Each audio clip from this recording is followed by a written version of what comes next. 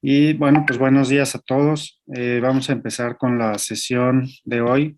Tenemos de invitado al doctor Francisco Espinosa Rosales, que como ustedes saben es inmunólogo pediatra del Instituto Nacional de Pediatría y conocido en el Hospital Ángeles Lomas de muchos años. Y hoy va a presentar va a presentar sobre fiebre recurrente y bueno, pues más allá de la infección, el estudio de la fiebre recurrente. Adelante, Francisco, muchas gracias. Muchas gracias, Pedro, y buenos días a todos. Y una vez más les ofrezco una disculpa. Tuve que salir a atender un asunto familiar que no me esperaba y no alcancé a regresar con tiempo. Eh, un poco, cuando uno piensa en la fiebre, o cuando más bien nuestros papás piensan en fiebre, creo que aplica dicho de William Osler, que la humanidad ha tenido solamente tres grandes enemigos: la fiebre, el hambre y la guerra, y que de estos, por mucho, el más terrible es la fiebre. Y creo que eso refleja un poco el miedo o el temor a la fiebre que tenemos todos los seres humanos, en especial probablemente los papás de los niños. Y vamos a hablar un poquito de los siguientes 30 minutos, por qué los niños pequeños tienen muchas infecciones y por qué tienen fiebre. Hablar un poco de qué significa la fiebre en el contexto de la respuesta inmune, de, de cuáles, por supuesto, son los objetivos que tenemos que ver cuando ve un paciente en urgencias, del papel de los fármacos y de las señales de alarma para pensar en inmunodeficiencias primarias, que probablemente ustedes saben que ha sido el área de la inmunología a la que yo me he dedicado en los últimos 15 años, y hablar un poco de un grupo de síndromes febriles recurrentes que como pediatra debemos tener en mente.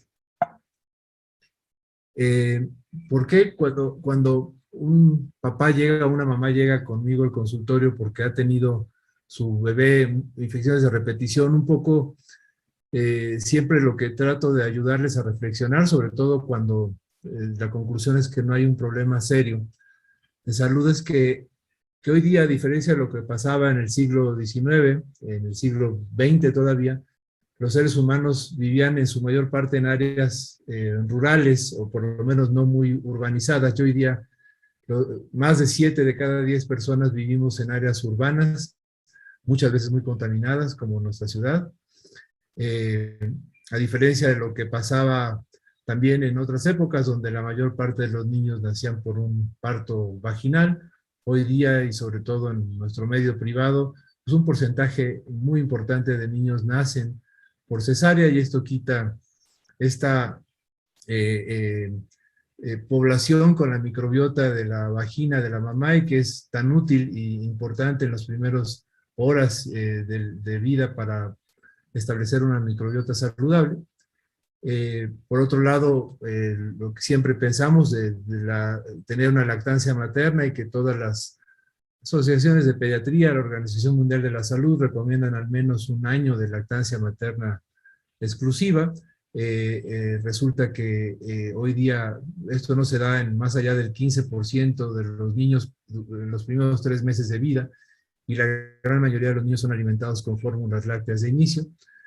No solo eso, sino que hoy día los niños entran de etapas muy tempranas, en los primeros 2 a 3 meses de vida, a centros de cuidado escolar, donde tienen contacto muy temprano con otros gérmenes que llevan otros niños, y además a veces están sometidos también a contaminación dentro de su propia casa con tabaquismo intradomiciliario.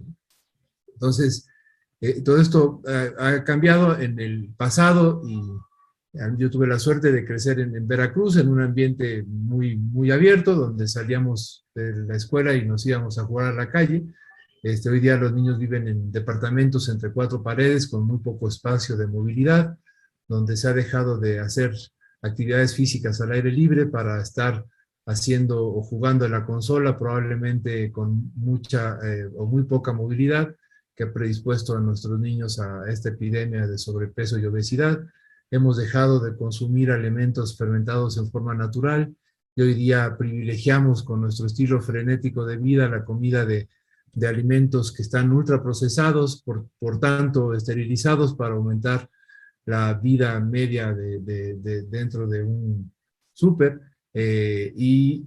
vivimos, o los niños viven en una especie de burbuja los primeros años de vida, donde los papás buscan evitar por todos los medios que tengan contacto con gérmenes, a diferencia también de lo que pasa en áreas más rurales, en ambientes donde de manera natural se tiene contacto con gérmenes y con animales, ¿no? Entonces, todo esto ha ido haciendo que la forma en que los seres humanos enfrentamos a los microbios, a los microorganismos, haya cambiado de hacerlo de una manera progresiva y natural a hacerlo en muchas ocasiones de manera brusca sin haber preparado en forma adecuada a el sistema inmune, haberlo entrenado previamente. Esto nos lleva también a pensar en cuántas infecciones son normales en un niño en el primer año, en los primeros años de vida. Y esto también siempre depende del contexto, ¿no? No es lo mismo el contexto de este chiquito, que es el primer niño de esta familia, que lo cuida la abuelita y que no convive con otros niños, donde tener 4 a 6 infecciones respiratorias agudas al año será lo normal. Y comparado con un niño que va a la guardería desde los 2 meses, donde está en contacto con un buen número de personas que atienden la guardería, y que con muchos otros más niños, que esto hace que tener 12 a 14 infecciones respiratorias agudas, virales al año, sea lo normal y sea lo esperado, y que no tenga ningún problema en cuanto a que sean infecciones recurrentes. Entonces, siempre cuando pensamos en infecciones recurrentes tenemos que pensar en cuál es el contexto de cada niño.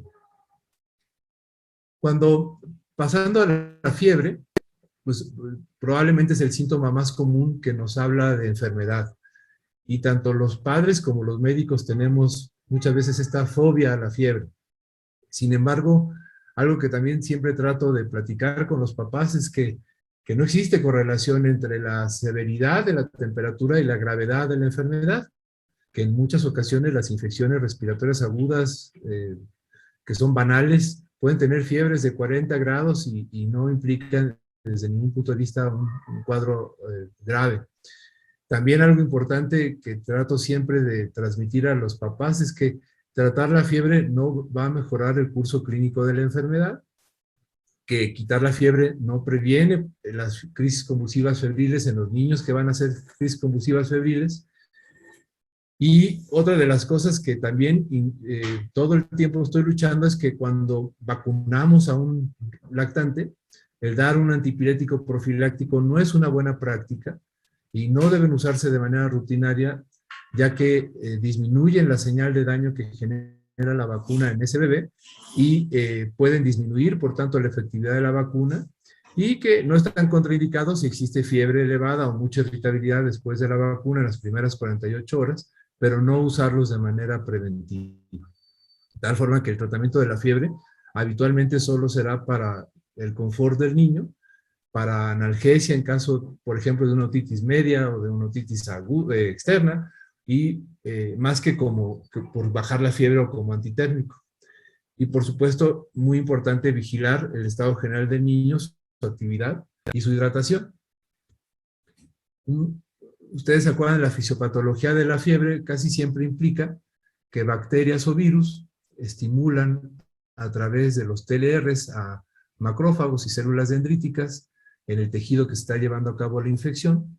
Estos a su vez van a producir tanto el tejido inflamado, por ejemplo en este caso imagínense que fuera un virus sincicial respiratorio, del epitelio respiratorio, va a producir citocinas proinflamatorias como la interleucina 1, factor de necrosis tumoral, la interleucina 6, y especialmente la interleucina 1, conocemos muy bien desde hace muchos años que tiene un efecto importante sobre el hipotálamo, que va a activar tanto la interleucina 1 como la interleucina 6, receptores del endotelio en el hipotálamo, y que van a inducir cambios en los vasos sanguíneos que van a llevar a cabo la activación del tejido adiposo oscuro, con vasoconstricción de todos los vasos sanguíneos de las extremidades. Esto va a hacer que se retenga calor, se va a inducir la activación o la liberación de acetilcolina, que va a llevar a la activación de los miocitos, y esto lleva a cabo o lo que causa los escalofríos muy característicos del inicio de un cuadro febril. Sin embargo, esta fiebre tiene una razón de ser en la naturaleza y tiene una razón de ser muy importante para estimular el sistema inmune innato. Sabemos bien que los neutrófilos, por ejemplo, son sensibles al aumento de temperatura, y que los neutrófilos, cuando aumentan o cuando hay fiebre, son liberados más rápidamente de la médula ósea. Por eso es que podemos tener leucocitosis y neutrofilia cuando tenemos fiebre, independientemente de que la fiebre sea de origen infeccioso. También los neutrófilos migran a través de los vasos sanguíneos de manera más eficiente. Los neutrófilos, cuando hay fiebre, también tienen un estallido respiratorio, es decir, una muerte de los patógenos que han fagocitado de una manera más eficiente y rápida. Esto se da también con los macrófagos y con las células dendríticas, que maduran más rápidamente y presentan mejor los antígenos a las células presentadoras de antígeno en los ganglios linfáticos regionales, donde se lleva a cabo esta respuesta de daño, esta respuesta infecciosa.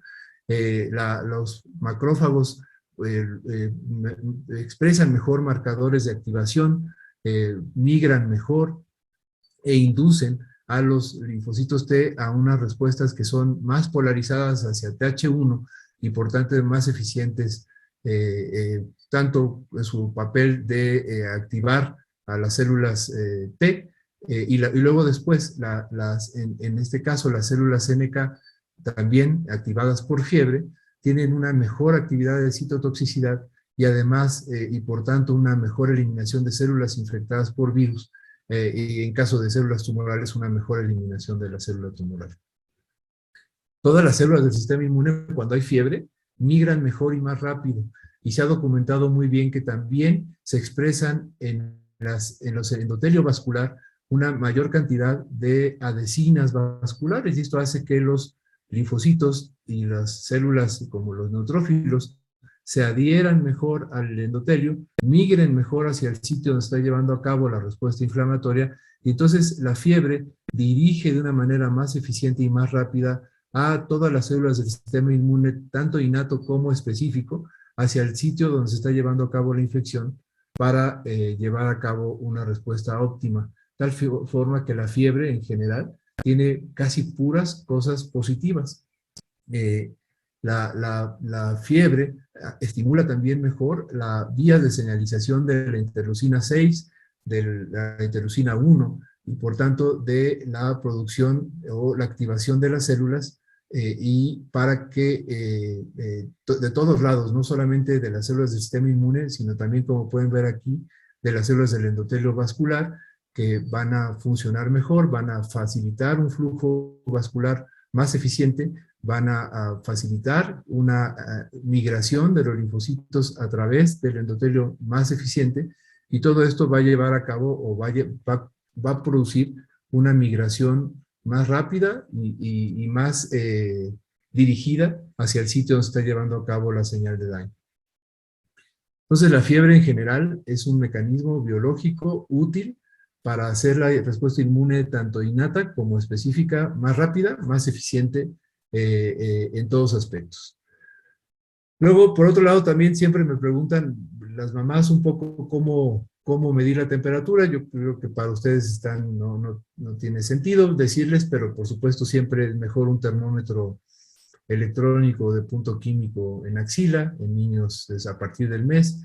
No se recomiendan rectal o oral de rutina en niños pequeñitos. También algo importante es que para mí siempre una mamá que me dice el niño tuvo fiebre, independientemente de que no la haya cuantificado, hay que creerle, porque casi siempre tiene razón la mamá.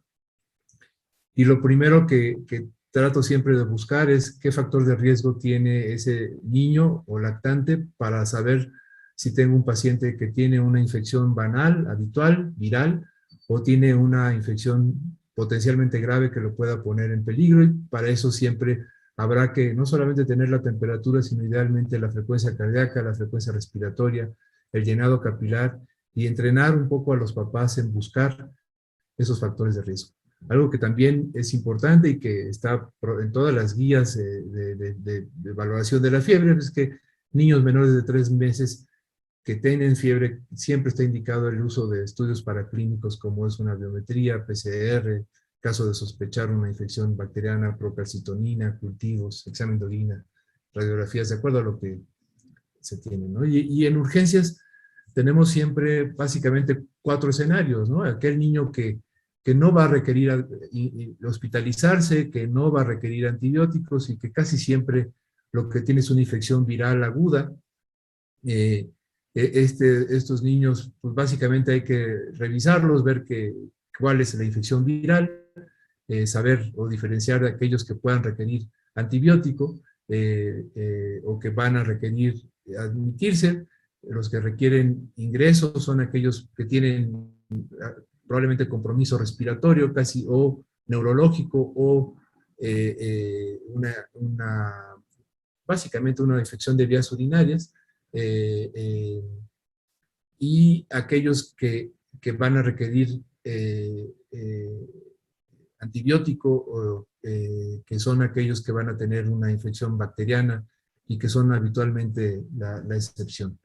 Por supuesto, hay aquellos que requieren hospitalización y que no requieren antibióticos, como son los niños que tienen insuficiencia respiratoria por una bronquiolitis o que tienen una gastroenteritis viral y deshidratación. El tratamiento de la fiebre, cuando hablan por teléfono, pues por supuesto siempre hay que tratar de identificar los factores de riesgo, y cuando hay factores de riesgo enviar al paciente a urgencias, siempre incrementar la ingesta de líquidos, evitar la guardería, por supuesto notificar a la escuela o a la guardería que el niño tuvo fiebre, y por supuesto el tratamiento de la fiebre está indicado sobre todo para manejar la irritabilidad, para mejorar el estado general, para mejorar la capacidad de mantenerse bien hidratado y por supuesto muchos casos para reducir la ansiedad de los papás. Creo que todos estamos acostumbrados que la fiebre, los 2 medicamentos más utilizados son el paracetamol y el ibuprofeno. El paracetamol con dosis hasta 15 miligramos cada 4 horas, el ibuprofeno con dosis de 10 miligramos cada 6 horas. En realidad, el beneficio de asociarlos es modesto. Siempre, sobre todo con las mamás, existe mayor riesgo de que se equivoquen con las dosis, pero en general, con fiebres difíciles de manejar, puede ser una buena idea el combinarlos. Pero la parte más importante, más importante que quería yo llegar hoy es a que sí, el niño con infección recurrente en muchas ocasiones tiene infecciones como causa de la fiebre recurrente, y en muchas ocasiones son básicamente casi siempre virus respiratorios, que ustedes saben que hay decenas de virus diferentes que especialmente niños preescolares y lactantes son el azote de guarderías y el jardín de niños.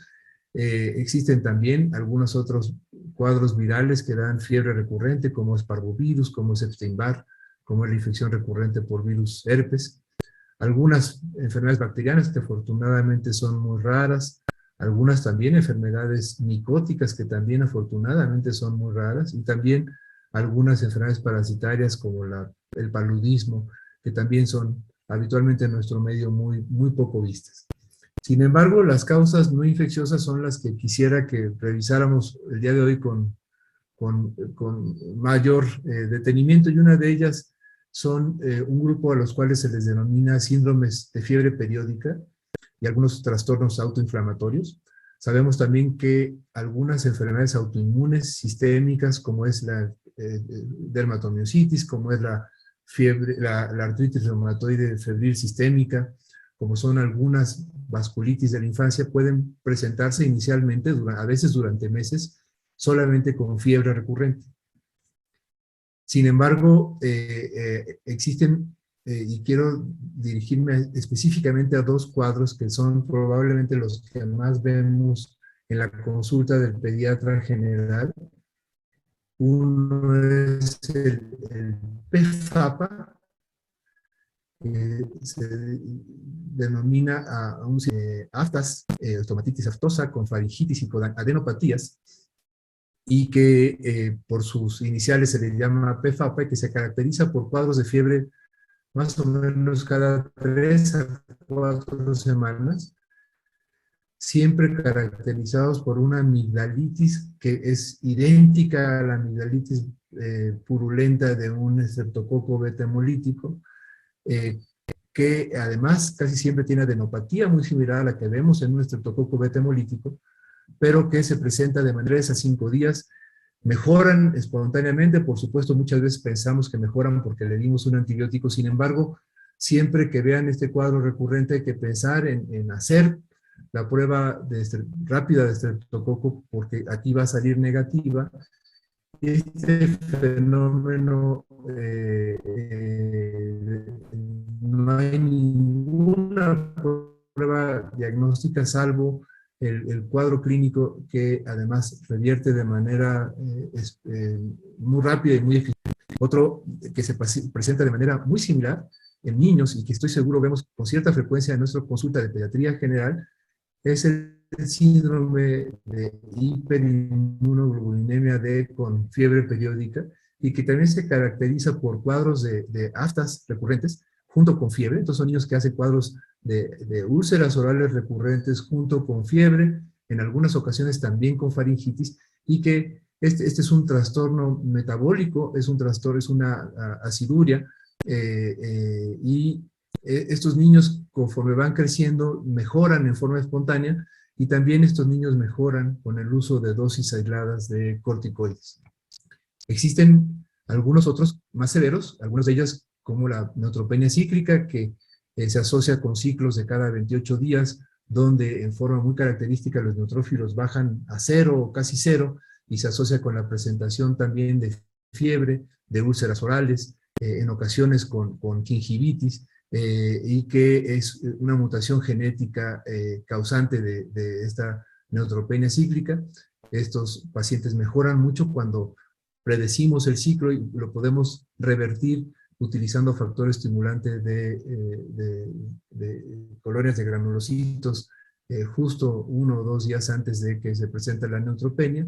Y luego existen toda una serie de nuevos síndromes que hoy día todos ellos tienen mutaciones genéticas o variantes genéticas asociadas, que son los síndromes autoinflamatorios, como el síndrome periódico asociado a creopirinas, como el síndrome autoinflamatorio familiar frío, como el síndrome de Muckle-Wells, como este que es mucho más grave de enfermedad inflamatoria multisistémica de inicio neonatal, o como el síndrome periódico asociado al receptor de factor de necrosis tumoral, y dentro de ellos, en muchas ocasiones puede caer algunas formas de artritis idiopática juvenil.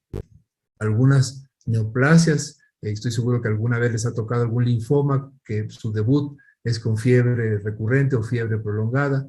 Algunas enfermedades por hipersensibilidad que pueden causar fiebre recurrente, como es algunas reacciones alérgicas o hipersensibilidad causada por medicamentos.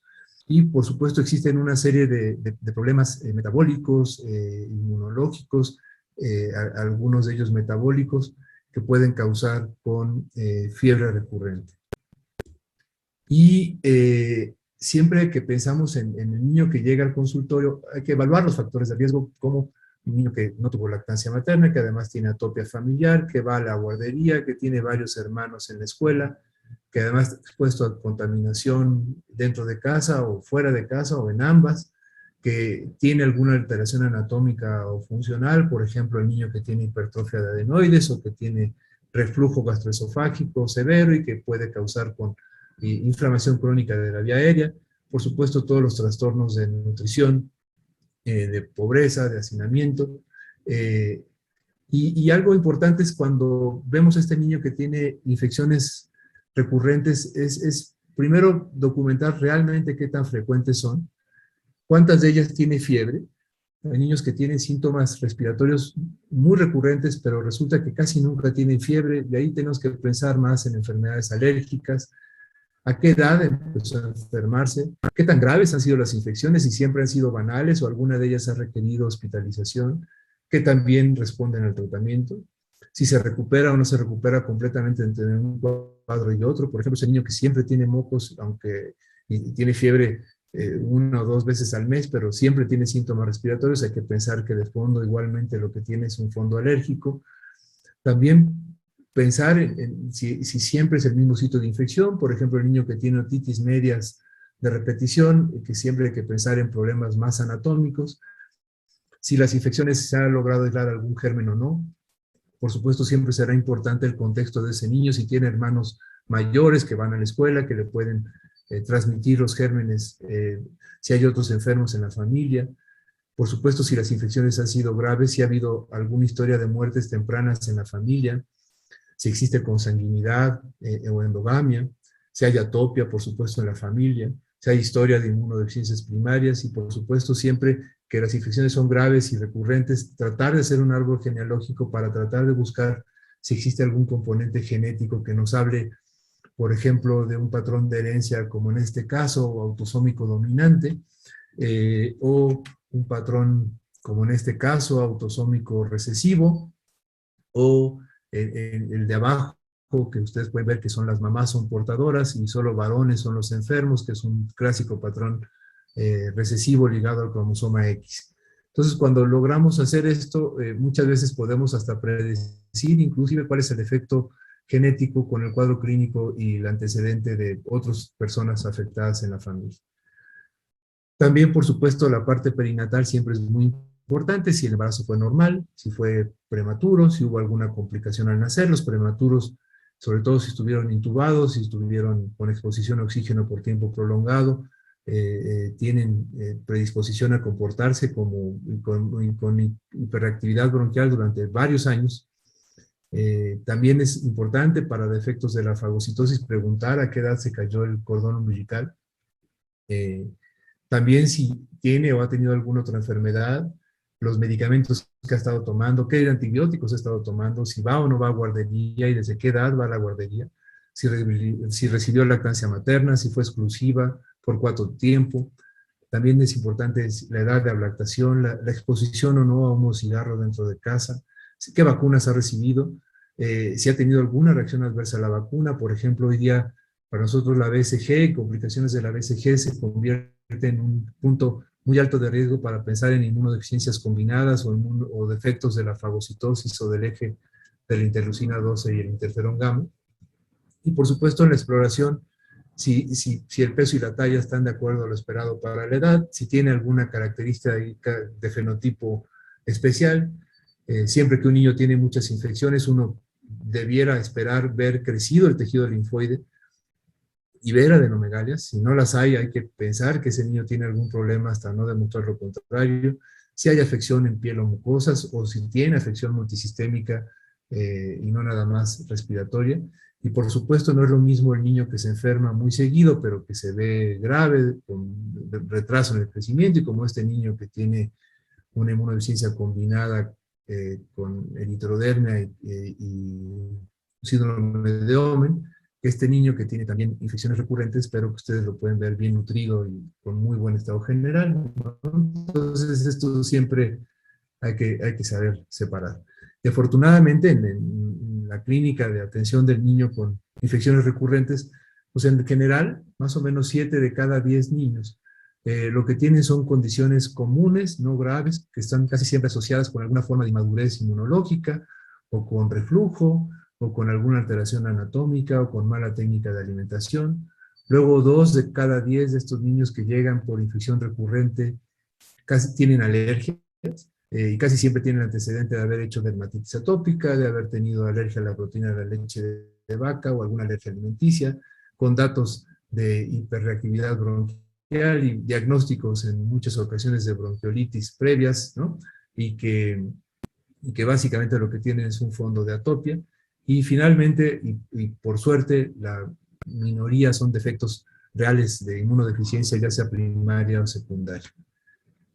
Y cuando seguramente ustedes habrán oído de las señales de peligro de las inmunodeficiencias primarias de la Fundación Jeffrey Modell, como son tener 4 o más infecciones de oído, 2 o más sinusitis, 2 o más meses con antibióticos, 2 neumonías o más en un año, la detención del crecimiento, abscesos en órganos profundos o en la piel, la presencia de aftas persistentes, la necesidad de recibir antibióticos intravenosos, el que haya habido en la historia 2 o más infecciones graves y, por supuesto, antecedentes familiares de inmunodeficiencia. Sin embargo, a mí me cuesta trabajo y yo prefiero aprenderme estas de acá de la derecha, que son mucho menos, son la mitad, son cinco señales de alarma, y es el niño que tiene muchas infecciones. Sí, claro, el niño que tiene 4 o más otitis medias, 2 o más sinusitis, que ha tenido 2 o más neumonías o 2 o más infecciones profundas o abscesos, o que tiene candidiasis después del año de edad. Pero también el que tiene infecciones raras. Por ejemplo, un niño que le vemos una neumonía y que tiene neumocistis Hirobeshi y descartamos HIV, pues ese niño tiene una inmunodeficiencia combinada severa o lo llamamos síndrome de hiper-IgM ligado al cromosoma X, que son 2 formas de inmunodeficiencia combinada. O aquel que aislamos Aspergillus o nocardia, tenemos que pensar en defectos de los neutrófilos y pensar en una enfermedad granulomatosa crónica. O aquel que hace complicaciones por BCG o micobacterias invasivas, que pensamos en esta predisposición mendeliana o susceptibilidad mendeliana a enfermedad por micobacterias. O aquel que hace candidiasis mucocutánea severa, crónica, que se asocia con varios defectos genéticos. También aquel niño que hace autoinmunidad rara porque hace enfermedad autoinmune muy temprana o autoinmunidad sindromática y que se asocian a autoinmunidad con defectos monogénicos, que cada vez son más reportados en la literatura. El niño que tiene linfopenia durante todo el periodo de la lactancia, yo diría los primeros 2 años, cuando vemos niños que tienen menos del 30% de linfocitos o menos de 2.000 linfocitos por milímetro cúbico, hay que pensar en que tenga una forma de inmunodeficiencia combinada. Y por supuesto aquel que hace complicaciones con vacunas de gérmenes atenuados, como es el que hace diarrea por la vacuna de rotavirus o complicaciones por la vacuna de BCG. Déjenme acabar con algunos casos que son todos ellos de la vida real. Este es un paciente que me llegó ya hace algunos años, cuando llegó conmigo al consultorio, ahí en El Ángeles, tenía 3 años y tenía historia que desde los 6 meses tenía infecciones respiratorias agudas recurrentes, más o menos 11 por año, y otitis media aguda perforada recurrente. Al año 8 meses, el doctor, el otorrino que me lo mandó, le hizo una adenomigdalectomía y le puso tubos de ventilación. A los 2 años ya había tenido 2 veces sinusitis y cuadros de hiperreactividad con micronebulizaciones al menos en 3 ocasiones.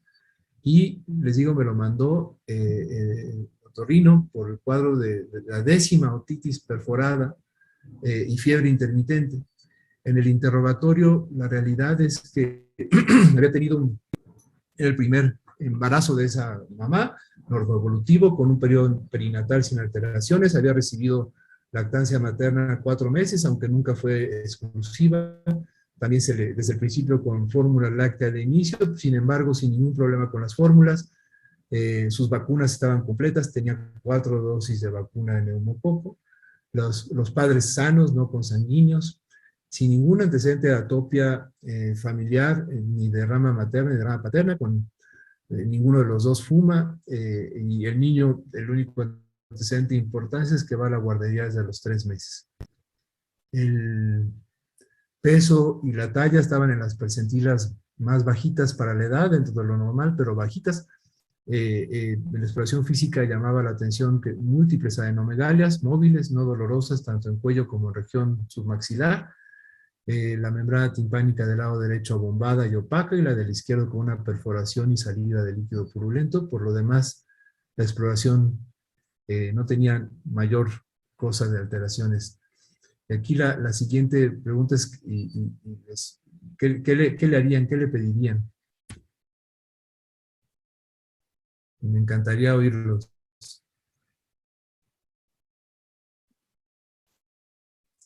Pues yo creo que de entrada o sea, biometría, inmunoglobulinas, factores reactantes de fase aguda, Eso se me ocurre así para abrir boca, ¿no? A ver, ahí te va. Ahí está la biometría. Tenía, como ves, ahí un poco de leucocitosis. Eh, por supuesto, un poquito de neutrofilia, sin ser nada espectacular. Plaquetas normales. ¿Qué más me dijiste, Pedro? Reactantes de fase aguda, Eso sí, no te los tengo, pero sí traía, ya las inmunoglobulina. traía, de hecho, cuando yo lo vi, se los había pedido, de hecho, me lo mandó Héctor de la Garza, y ya traía unas inmunoglobulinas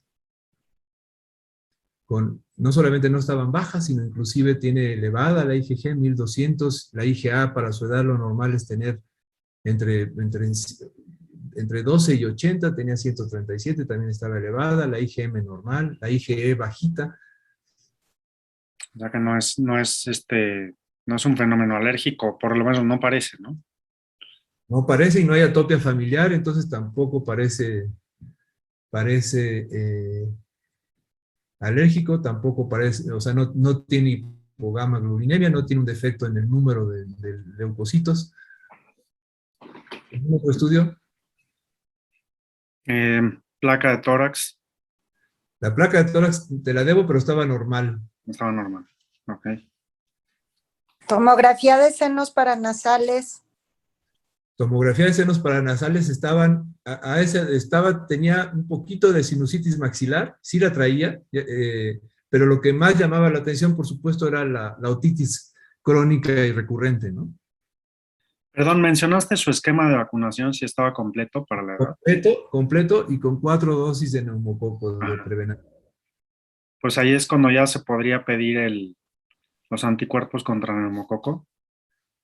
Pues Digo, primero, mi o- recomendación primero siempre es pedir unas subclases de inmunoglobulina G, que a veces los defectos, sobre todo de IgG1 y IgG3, se asocian o pueden asociarse con cuadros parecidos al de este niño. De hecho, un niño que tiene las otitis medias, si nos acordamos, siempre son causadas por encapsulados la mayor parte de las veces, ¿no? Básicamente por 3 genes: neumococo, hemófilus influenza no tipificable y por moraxela, ¿no? Ocasionalmente por estafilococo. Al final de cuentas pero la gran mayoría son neumococos, ¿no? Entonces sí, sin duda, cuando vemos esto y pensamos que tiene un defecto contra bacterias extracelulares, hay que pensar en un defecto funcional de anticuerpos. Y sí, por supuesto, aquí el chiste es pedir los anticuerpos contra neumococo. Lo que hacemos es pedirlos antes y después de ponerle una vacuna, un refuerzo de vacuna. Pueden elegir ponerle otra Prevenar, o en términos generales se prefiere como diagnóstico usar una Neumo 23, o sea, una Pulmovax, porque esto permite diferenciar muy claro la respuesta inmune a polisacáridos. Entonces, si te fijas, a pesar de que este niño había recibido 4 dosis de Prevenar, no tenía anticuerpos medibles contra ninguno de los antígenos o de los serotipos incluidos en la vacuna. Entonces uno debe pensar en por cierto, les recomiendo este artículo. Al final les voy a recomendar una aplicación que pueden bajar a su celular y que básicamente nos va llevando y nos va haciendo más fácil encontrar el defecto. Pero pensar en un defecto que le llamamos de anticuerpos específicos o de anticuerpos contra polisacáridos en pacientes que tienen inmunoglobulinas normales y números normales de células B. Este defecto habitualmente es un defecto transitorio, no se conoce el defecto genético y se puede documentar viendo, como les digo, la respuesta antes y después. Entonces le medimos esto, le pusimos la vacuna y respondió solo a 4 de 14 serotipos. En general, en niños menores de 5 años deben de responder al menos al 50% de los serotipos, y con niveles arriba de 1.3 o cuadruplicar los niveles pre-vacunación. Entonces, este niño respondió solo en 4 de los 14. Esto hace o confirma el diagnóstico de un defecto de anticuerpos específicos con inmunoglobulinas normales. Estuvimos poniendo inmunoglobulinas subcutáneas 100 miligramos aquí, perdón, me equivoqué, es por kilo, por semana, por 24 meses, y después de eso lo empezamos a espaciar el niño no volvió a tener enfermedades, no volvió a tener, le volvimos a vacunar contra neumococo y ya respondió al 80% de los serotipos y ya lleva varios años dado de alta sin ningún problema. Este otro niño es un niño que también... Una pregunta, Francisco. O sea, en el caso de este niño, o sea, el haberle dado la inmunoglobulina durante 24 meses, yo como pensaría que es como un tratamiento pasivo, pero ¿Sí? eso resuelve el problema de largo plazo ya, así de por vida. Le das tiempo a que madure, porque en realidad es un defecto de la maduración, es un defecto genético real. Nadie sabe bien por qué les pasa esto. A algunos niños que les cuesta mucho trabajo dar ese empujón. De hecho, de cada 10 niños que yo veo que me salen bajos los niveles de anticuerpos antineumococo al principio, más o menos 7 u 8, la pura vacuna de neumococo 23 valente les da el empujón y responden bien, responden a más del 70%, que eso es lo que esperamos que respondan, y la pura vacuna nos sirve de diagnóstico y de tratamiento porque es como si le cambiara el switch, ¿no? Y dejan de enfermarse. Pero hay algunos como este que no, y que la inmunoglobulina hace magia en este aspecto. Siempre hay que platicar con los papás que va a ser por 1 a 2 años. Yo siempre al año se los intento quitar. Si al espaciar la inmunoglobulina la empiezo a espaciar primero a cada 10 días, luego cada 2 semanas y se infecta. Por ejemplo, este niño hizo una sinusitis cuando lo estábamos queriendo quitar el primer año, se la volvimos a restablecer por 1 año más y luego se la empezamos a retirar y se la quitamos sin ningún problema después de 2 años. Okay. Francisco, perdón, buenos días. Siempre Hola. sorprende algo muy interesante cuando estás hablando. ¿Qué pasa con el vaso? No solamente morfológicamente, sino cuando llegan a visualizarse en autopsias esos vasos. Pues mira, en estos niños no se ha documentado nunca defecto de asplenia funcional o anatómica, ¿no? Sin embargo, hoy día la asplenia se considera un defecto o una inmunodeficiencia primaria. Incluso hay ya algunos genes descritos asociados a defectos del vaso y que se asocian también con infecciones. Sin embargo, son infecciones más severas, ¿no? Estos niños que tienen asplenia, ya sea funcional o anatómica, son infecciones muy, muy graves por meningococo, por encapsulados en general, por estafilococo, por neumococo, pero no se ha documentado en estos niños problemas realmente funcionales a nivel esplénico y en ningún otro lado.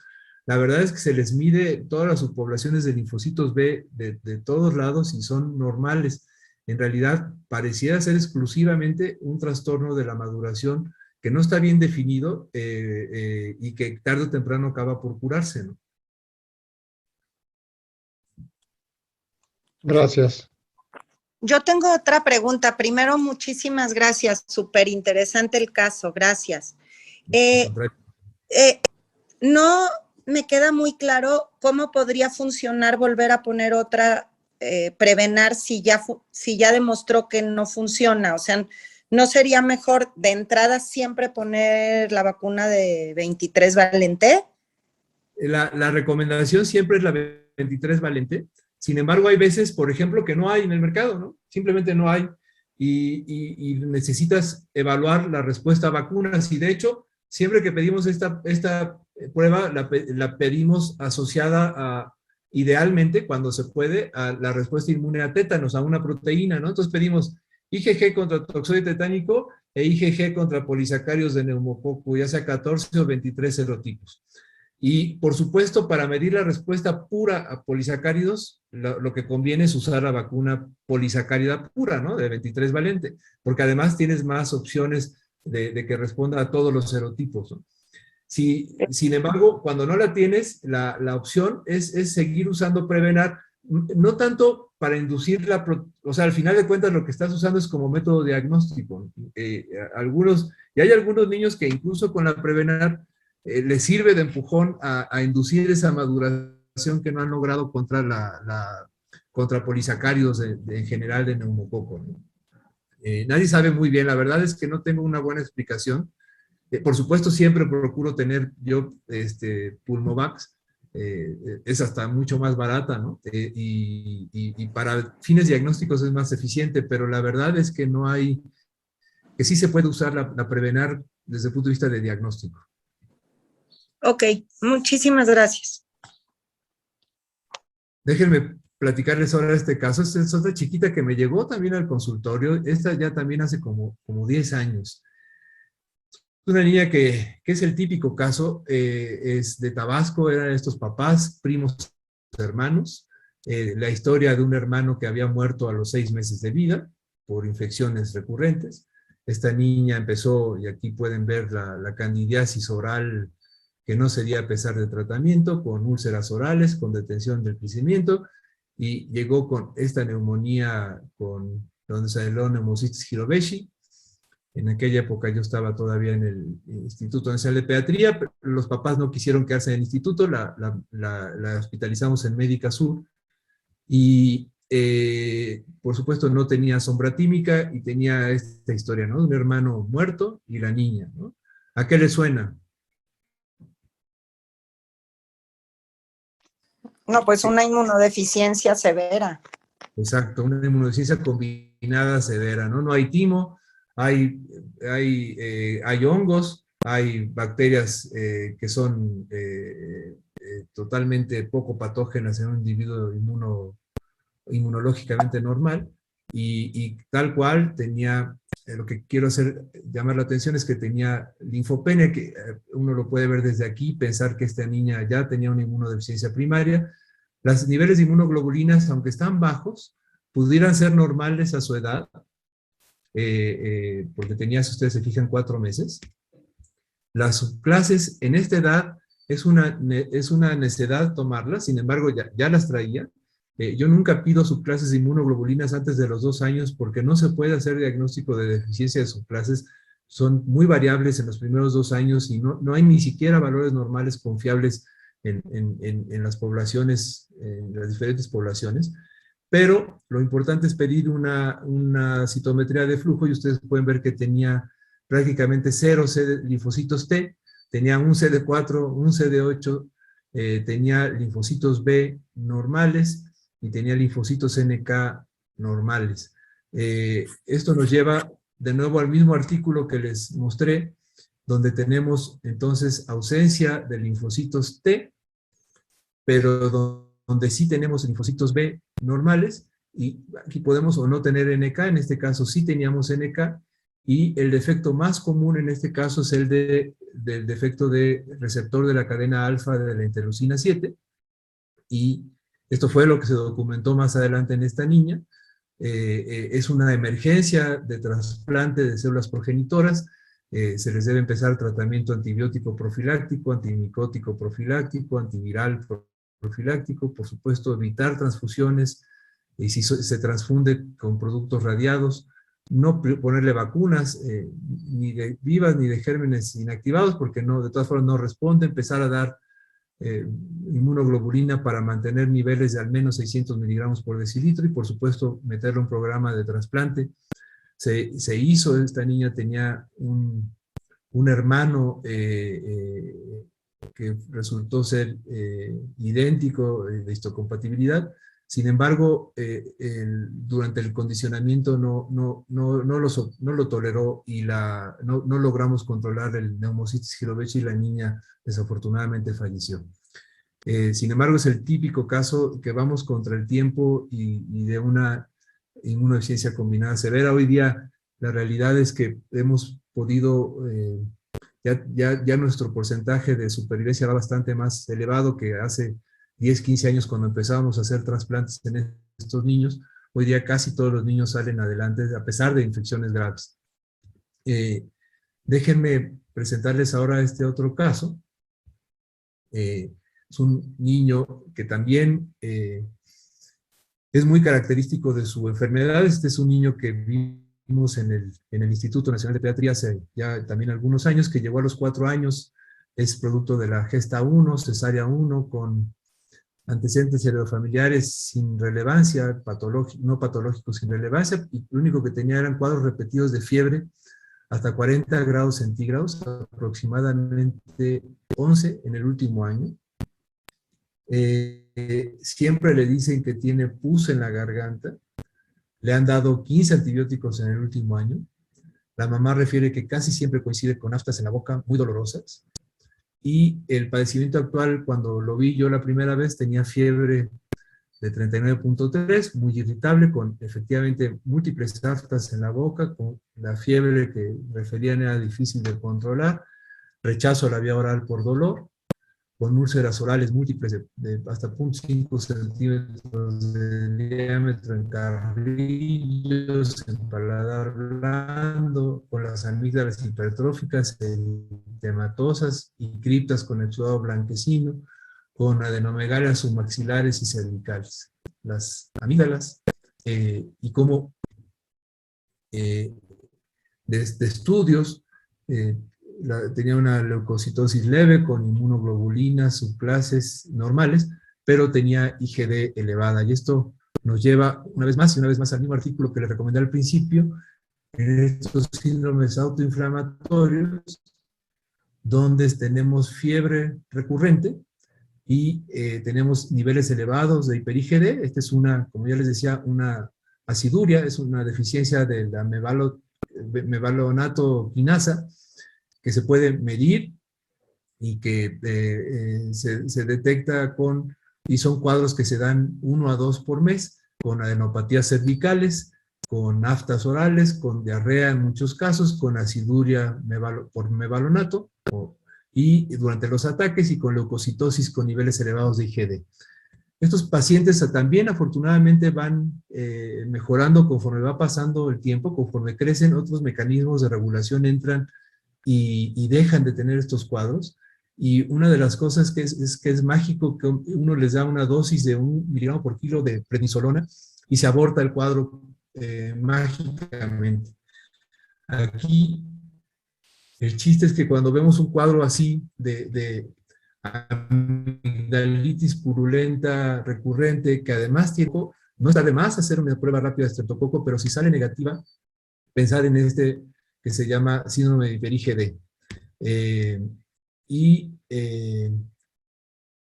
Existen muchos otros síndromes autoinflamatorios, dentro de los cuales están, ya les decía yo, algunos que pueden ser más o menos graves. Por ejemplo, en nuestra población, donde tenemos una población de origen de asiático o del Mediterráneo, nada despreciable de toda nuestra población de la zona que atendemos, donde la fiebre familiar del Mediterráneo es relativamente común. Yo estoy seguro que Sion Farca debe ver a más de un paciente con fiebre familiar del Mediterráneo, ¿verdad, Sion? Sí, a veces los llego a ver y llegan con dolor abdominal, fiebre y datos de serositis en diferentes lugares. Y a veces empiezan en la infancia los síntomas. Es muy frecuente que se presente hasta la vida adulta, el cuadro clínico florido, pero a veces empiezan en la infancia, y hay que tenerlo en mente, sobre todo fiebre que se asocia de un exantema y de dolor abdominal, con o sin artritis o serositis, para pensar en fiebre familiar del Mediterráneo. Y casi siempre ya llegan operados del apéndice. Sí, casi todos llegan con alguna dato, pero existen, en los últimos años se han descubierto genes de una gran variedad de ellos que se asocian a cuadros de inflamación sistémica con urticaria, o a algunos factores de fenotipo muy característicos, o a tener inflamación estéril, o por supuesto todo lo que llamamos las interferopatías tipo 1, dentro de los cuales, por ejemplo, en este caso es el primer lupus monogénico que se describió en un niño que empezó con un cuadro muy severo, muy temprano de lupus. Entonces esos niños que empiezan con autoinmunidad muy temprana, hoy día tenemos la posibilidad de hacer paneles genéticos por precios muy módicos, y que nos permiten rápidamente hacer el diagnóstico. Finalmente les quería recomendar esta app de su celular, se llama PID Classification, y es gratuita. Ustedes le ponen las manifestaciones clínicas que tenga su paciente, y les va a dar las posibilidades diagnósticas y les va a decir qué estudios pedirle. Y en conclusión, pues la fiebre es una manifestación muy común de enfermedad, sin embargo no siempre sinónimo de infección. La fiebre, y yo siempre trato de manejarlo mucho con los papás, mejora la respuesta inmune a las infecciones y por supuesto siempre un estudio sistemático del niño que tiene infección o fiebre recurrente permite hacer un mejor diagnóstico y pensar que no siempre fiebre es igual a infección, sino que a veces hay que descartar neoplasia, autoinmunidad, estos síndromes autoinflamatorios o inmunodeficiencias cuando no se detecta infección. Y muchas gracias, yo espero que haya sido de utilidad. Muchísimas gracias. Sí, muchas gracias, Francisco. Oye, yo te quería comentar nada más. Yo tengo un paciente que tiene fiebre del Mediterráneo, ya diagnosticado y todo, y le hicieron un estudio, le hicieron el FISH a toda la familia. Ellos ya sabían que el abuelo tenía. Y le hicieron a la familia, la mamá salió positiva, aunque la mamá nunca ha tenido síntomas. Y él tiene un hermano gemelo que salió positivo, pero tampoco ha tenido síntomas. Y tiene una hermana, no gemela, que salió negativa. Entonces, pues la verdad es que está muy interesante ese caso porque pues no sé yo qué patrón hereditario tiene, si es supuestamente autosómico recesivo, ¿no?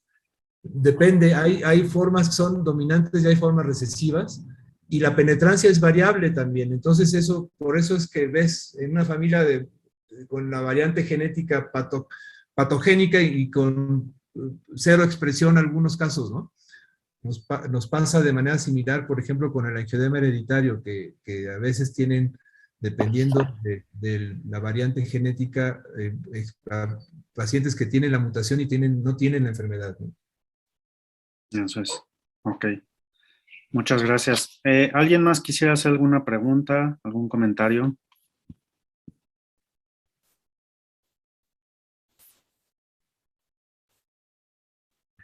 Pues creo que no. Entonces, pues Francisco, muchísimas gracias por la presentación. Creo que estuvo magnífica como siempre. Y bueno, Gracias por la invitación. al contrario, pues estamos en contacto y te aviso cuando lo subamos ahí al canal. Muy bien.